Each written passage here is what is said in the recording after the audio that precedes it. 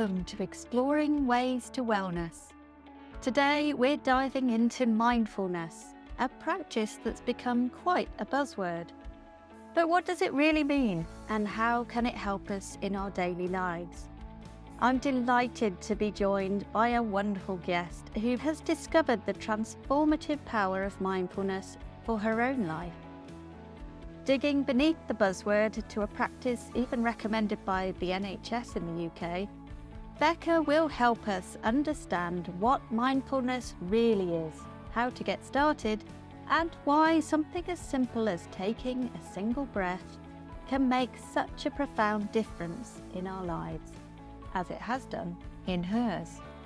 Let's join the conversation. Welcome, Becca.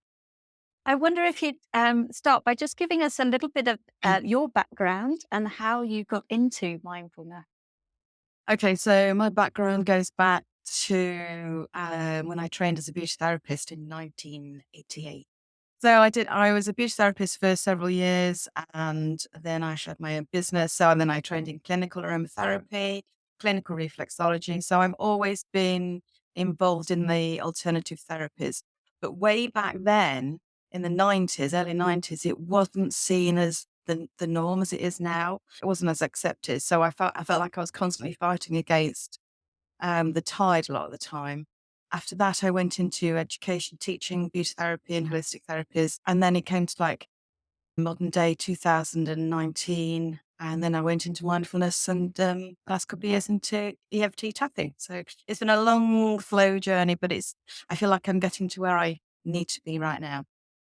Yeah, that's really interesting that it came up so early on, but then there was this skepticism around it, and Yeah. people weren't ready for it. Do you think? No, definitely not ready for it. Especially, I mean, I live in Lincolnshire, so they used to say it's like 20 years behind London. That probably still is, but that's a bonus for me now. When I first found out about mindfulness, which was, gosh, it must have been at least 20 years ago, I didn't even have any time for it either. There wasn't enough out there for it. There wasn't enough Right. information. And even for me, I thought that was a bit too woo woo. And I am quite woo woo myself. So I just didn't have any time for it. And it wasn't until recently when I had stuff going on in my life, work and personal stuff, that I needed something extra.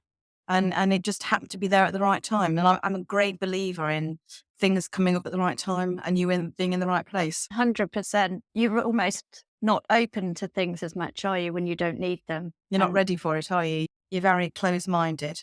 that's it, exactly. So let's just dive in for a minute.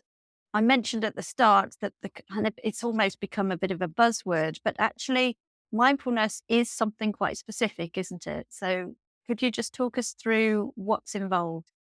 Um, well, that's the thing. So mindfulness is all about, and I know a lot of people roll their eyes when they hear of mindfulness, but if I can change one person's mind one day at a time, that will be my aim.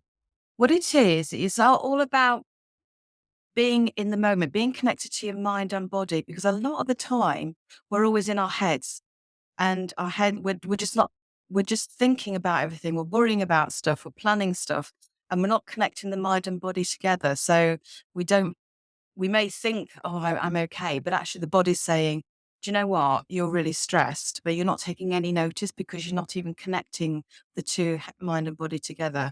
And so it's all about just being in the moment and just being in and this is the bit where it goes a bit too much for some people. They go, well, you've got to be in the moment. You've got to be in the now. You've got to sit there for hours on end, but you don't. You literally have to just take a breath, literally take a moment. So don't react to situations, respond to them. So, to give you an example, like if you get an email from work and it's triggered you, it's annoyed you, instead of actually replying straight away, reacting to it, letting your emotions take over, you need to just literally sit back and take one breath. And that breath breaks that cycle of the emotional connection. And you can then think about it a little bit more. read it again, and you suddenly go, oh, actually, maybe they didn't mean that. And then you respond in a different way. And because you've responded in a different way, you feel better because you haven't got that angst, that anxiety and that worry. And then the impact of you actually responding in a more calmer way will have an impact on the person it's been received by. Do you see Yeah. what I mean? So it's all Yeah. about how you respond and how you react to situations. That's the way I tend to explain it more. That sounds amazing. So it's almost like kind of that powerful pause, It and is. then what you do with that. It is, yeah. And it's actually when you take the breath, you're actually again you're connecting the mind and the body together, aren't you? So you're calming the thoughts down, you're settling the mind rather than firing it up and reacting in that fight and flight, which we are in an awful lot of the time nowadays, which is what's causing a lot of them, illnesses and stress and anxiety. Yeah. Yeah. I guess we're bombarded, aren't we, by all these different stimulus all the time, all these distractions, all these things competing for our attention. And to be able to take that kind of moment to sit back and say, are we actually reacting to what we think we're reacting to? So would you say an important part of it is this breath work almost, Yeah, or it's literally a breath? yeah, it's literally noticing your breath in your body because we don't notice these things. And once we start noticing how we're breathing, because obviously when you're stressed and you're anxious, you shallow breathe. But actually, once you start to relax the body and you notice where the breath is coming from, and when we do a guided meditation, we actually say, notice where you feel the breath the most in the body. Is it in the nose when you're breathing in? You can feel the coolness at the back of your throat. Is it in the rising and falling of the chest or the expansion of the belly? Or is it in the whole body? But we don't, I mean, how many people can sit back and actually say, do you know what? I know where I can feel my breath in the body. You don't. You take it for granted, which is great. But if you actually just took a moment to notice where it was, you've then then start to settle the mind. And it's all those thoughts that are in the mind that are actually causing the issue because you need to actually release those. It's very difficult to let go. It's a daily whenever you sit down, I get so passionate about it. Whenever you sit down and do a meditation, you sit down as a beginner because no matter what, whether you've been doing it 10, 20 years or 2 minutes, you're going to sit down with a different mindset every time. So you're a beginner. So, that everybody goes, oh, these gurus have been doing it for years. Well, actually, they still got their own issues going on. So every time you sit down for the practice, you've still got the stuff going on in your head and you still need to work through the whole process of settling the mind, settling the breath, feeling into the body, noticing where you feel the feet in the body, noticing where you feel the weight of your body in the chair. It's very, very simple. And this is why it's sometimes so overlooked, but actually doing it is physically getting yourself to do it is difficult as Yeah. well because people procrastinate and they go, oh, I'll do it later. But actually, like any habit, it's you have to work at it. I love that idea of you're sat down as a beginner. There's no pressure. You don't have to be an expert to do this. No, And actually there's no barrier to starting. I no, wonder if that in a way it almost feels too simple to people. They think, oh well, I have to have qualified in something or I have to have done a course in something. But yeah, actually the way you explain it, it's very, very accessible. yeah. You can do it anywhere. You can do it if you come to a traffic light and somebody cuts you off. Instead of actually reacting to it, you can take a breath and go, okay, that's fine. They're having a bad day. And that is really difficult. I'm not going to say that's really easy. But, you then can have a better day by not joining in their energy, joining in their anger or whatever. They might be in a rush, they might need to go to hospital. You have to look at different sides of the situation. But if you are stressed and anxious, you won't think about that. You will just think about, oh my God, they came in front of me and then the rest of your day it gets worse and worse and worse. So by just Yeah. literally allowing that person to go in front of you and having that breath and go, okay, that's fine. I'll let them go. Then you're actually having a better a response to your day. Or even just, Yeah. like first thing in the morning, it's really difficult to get a habit. But if you just say, tomorrow morning, I'm going to go to bed, I'm going to sit for a minute, and that's it. And then that you've done something. Or even when you're having a cup of tea, instead of having a cup of tea and reading your notes on your phone or doom scrolling, you can put your phone down and you can just enjoy the cup of tea. You can look out the window, you know, and then 2, 3 minutes later, then you're okay, done. Yeah. Even take That's the medicine. beautiful. Yeah, it's not. Coming back to self. Yeah, Mm. it is. Yeah. It's noticing our thoughts actually, because when you do suddenly stop, the brain goes, oh, she's stopped. Let's bombard with all these things. And then you suddenly realize how much stuff is going on in your head. You have to get to that point where you notice that you need the support, because so many times in life, things happen, you've got children, you've got work, you've got husbands, you've got wives, you've got, you know, friends that need your support, or, everything goes on. And there's only so much you can give, isn't there? So, Yeah. you can give and give, but you actually need to give back to yourself. And that's one thing with mindfulness. It's all about self-care, looking after yourself, self-compassion, giving yourself a break. How often do we go in our heads, oh, I didn't do that very well, or I'm not very good, or, and you just beat yourself up. You wouldn't say that to your best friend. You wouldn't say that to your kids. Why do you say it to yourself? So a lot of mindfulness is a lot about putting that um, love back to yourself. And that is quite difficult. Not many people can accept that straight away. And I teach the mindfulness-based living course, and that's one of the modules that we work on. Right. So it sounds like there's kind of two parts to this. There's, on the one hand, not being so caught up in external factors and other people making you feel a certain way, or other things triggering you or making you feel a certain way, but also the piece of actually acknowledging your relationship with yourself Mm. as well. So there's kind of the both sides of it, so that to take in the whole view. That's really interesting. Yeah. And when you first started, did you do a course on mindfulness to start with, or was it a friend that told you about it? How did you hear about it? I think I started when it was around like 2018, 2019. I started looking at the apps and just, I think I did Headspace, just the odd thing like that. And then I realized that I needed a bit more one-to-one type of support. So I saw this course that was being delivered in my hometown, and it was a 8-week mindfulness-based living course, which again, I was so blown away with it. I now teach it. I trained to teaching it.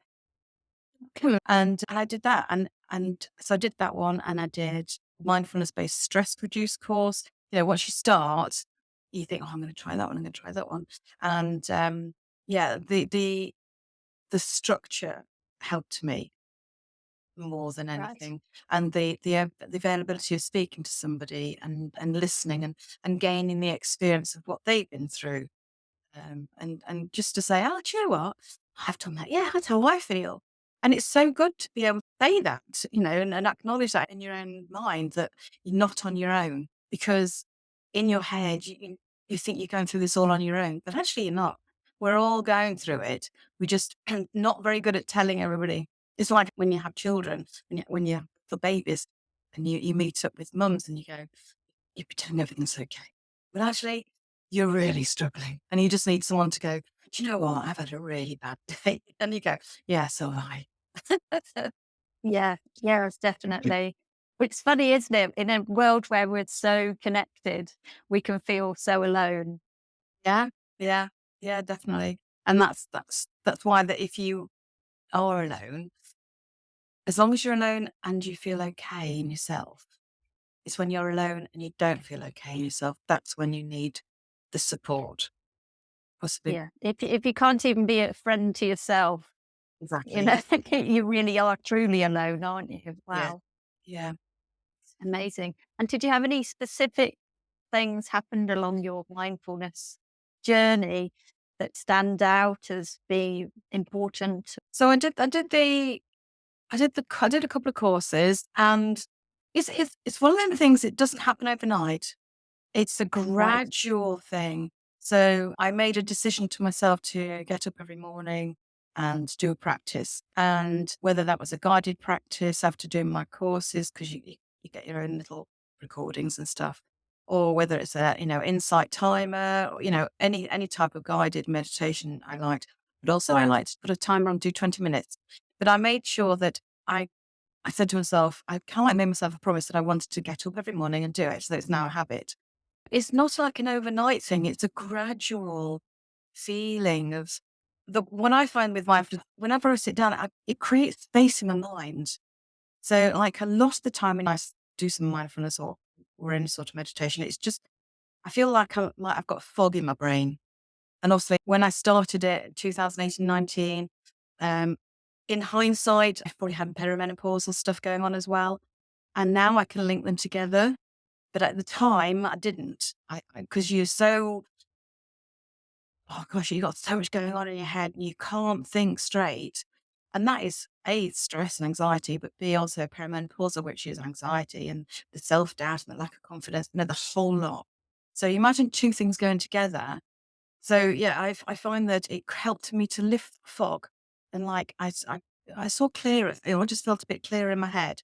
And that helped to give me ideas, give me inspiration, and our creativity come through, helped me get through the day. It calmed me down rather than Yeah. starting off the day going, "God, I did this, I've got to do this," and like so and so said that, and I don't like that. Everything was going on in my head. I started the day at a lower level and Yes. calmer, and that in itself helped me get through the day. Definitely, Amazing. yeah, Yeah. So kind of giving yourself that space where you were starting in a calm state yeah. to enable you to kind of move up and down as you need through the day rather than starting the day stressed. Starting at 10 and ending at 20, I was starting Yeah. at 1 or 2. And then you have that elastic band, the elasticity to actually stretch yourself to a point. And then when you get to that point, you go, "Oh, yeah, this doesn't feel like this feels uncomfortable." So then you can pull yourself back to where you want to be.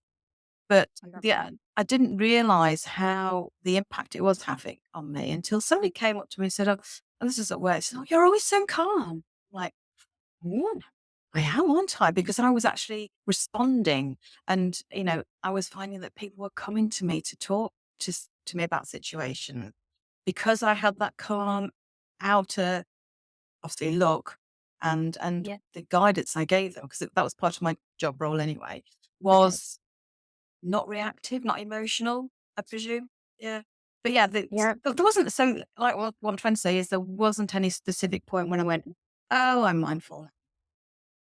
It's Right. not like that. Yeah. It's a gradual thing throughout, you know, you just feel better and you feel calmer. And also when you've been really stressed and anxious and possibly low, when you do get a bit of a flutter of joy or a flutter of happy feelings, or what people call glimmers now, but I did recognize that. That feels really good, or something. I noticed something, and it made me feel really nice inside. And you notice this because you haven't had it for a long time. Yeah. But now I've got to that point where, and yes, my life is very different to what it was. I now got to that point where I'm living. I feel lovely all the way through the day, and I notice when I'm stressed. I Yeah. noticed that, and I don't like it. And I can't believe I lived in that life of stress and anxiety and hardly had any lovely bits. Now I have a lovely, happy, jolly. It just sounds idyllic, but it's life. I've worked at this. Um, Yeah. but when you notice the stress, and I note, and I go, "Oh, that's it. That I don't like that feeling," and that's because my mind and body are connected together, and I notice these things. I'm aware. It's all about self awareness. Mm. It's self awareness is a big thing in mindfulness, and also tapping That- helps as well. That's beautiful. Just to pick up on something you just said there, I hadn't fully appreciated that it was as much about identifying when you were in a stressful, kind of deregulated place where you needed something to draw on, but also recognizing when you're happy. Yeah. and when you are enjoying something, because actually we can shut down to that as well, can't we? Yeah. I hadn't actually thought of it in that respect. You're actually covering Actually, everything, the kind of having the tools to deal with the one side, but also the ability to really live in that gorgeous moment of joy when it comes along. and also, like, is how often do we celebrate that bit? I mean, if you've got children, and you see them playing and they're really enjoying yourself, you pick up on that enjoyment as well. And how often do we Gorgeous. take that in and go, "Oh, I'm going to keep that. I'm going to keep that feeling," and recognize it? But you don't. And I'm going from my experience as a mum. You think, "Okay, they're free. They're happy. I'm just going to go and do this." We Yeah, don't. We need yeah, to take stock. We need to stop and go, "Oh, look, they're really having a lovely time. I'm just going to sit and watch them for 2 minutes, and then I'll go and do my stuff." yeah, It's yeah, changing your approach. It's recognizing the good bits in life rather than focusing on we always focus on the not so good bits. And it's the rewiring of the brain as well. It's very much like the EFT. It's rewiring the neural pathways, going constantly thinking, I've got to do this, or if you sit for a moment and the first thing that comes into your mind is the one thing that's been worrying you, because it's that easy pathway for the mind to go. It goes, okay, we're sat for 2 minutes. Let's worry about this, because this is a pathway we always go down, and we're away with the fairies. We've gone down that rabbit hole. But what yeah, mindfulness is trying to do is to rewire that pathway and go, take a minute. Notice the breath, notice where you're sitting. And it's not about let's think about anything positive, but just let's not let that absorb our lives. Let it be, accept it. It's in the past, maybe. You can't do anything about it. Let's just be in now. Let's just enjoy today. Do you see what I mean? yeah, yeah. That's gorgeous. So, would you say that mindfulness kind of incorporates lots of different things? So, you've mentioned that, that you focus on your breath, you might do some meditation. Are there other things that are involved in the practice? Well, you can do formal and informal practice. So the formal practice is sitting down. Okay. So you sit down for like 5, 10, 15, 20 minutes, however, 45 minutes, however long you want to. Um, or there's the informal practices, which is the everyday things like making a cup of tea and enjoying a cup of tea, looking at going out for a walk and enjoying the walk rather than going for a walk and thinking, I've got to do this, that, and the other, or I'm worried about this, or what am I going to do about that? It's actually, the informal bit is incorporating into your daily practice. When you're eating, mindful eating, how often do we put our knives and forks down and enjoy that mouthful? Yeah. How often do you have a nice cup of coffee with your friends and you think, did I have a cup of coffee? Because you can't remember the coffee. You're not enjoying the actual taste of things. So you've got the mindful eating, got mindful movement as well. So, it's not just all about sitting in a chair. You can do walking meditations. You can do just gentle movement, just even like rolling the shoulders. I mean, how often do you notice that when you roll the shoulders, you can feel all the muscles in the back and the muscles of the neck? And so there's a module on mindful movement as well. And then you've got self-compassion. So how often are you compassionate to yourself? How do you do it? How do you feel? And that's quite a tricky one, because it's all about loving kindness. You can give the kindness to others, but when somebody says a compliment to you, do you say, "Oh, thank you, that's really kind of you," or do you go, "What, this old thing? I bought this years ago." "Oh, I'm really tired," or really, when somebody says something nice to you, you're supposed to say, "Oh, thank you very much," and you take that compliment and you kind of give yourself a bit of love, bit of compassion, bit of niceness in life, isn't it? I love. And so, yeah, it's a myriad. It's a myriad, and it has transformed my life. Um, I've gone from being really anxious, really stressed, emotional, you get the teariness, I had the perimenopausal, but I always had anxiety with work and life in general and family life and stuff like that. So life throws you curveballs, doesn't it? And you either sink or swim, and I was sinking, so I needed something, and I now reached out and I found this, and thankfully, um, it was the right fit for me. I'm not saying it's the right fit for everybody because it can't fit everybody's lifestyle, but it can definitely support it and help it. Definitely. Yeah. And the way you've explained it, that it covers all your senses and it can incorporate so many different ways of accessing that mindful moment, that hopefully lots of the listeners will be able to find an element within that they could find that mindful moment for themselves.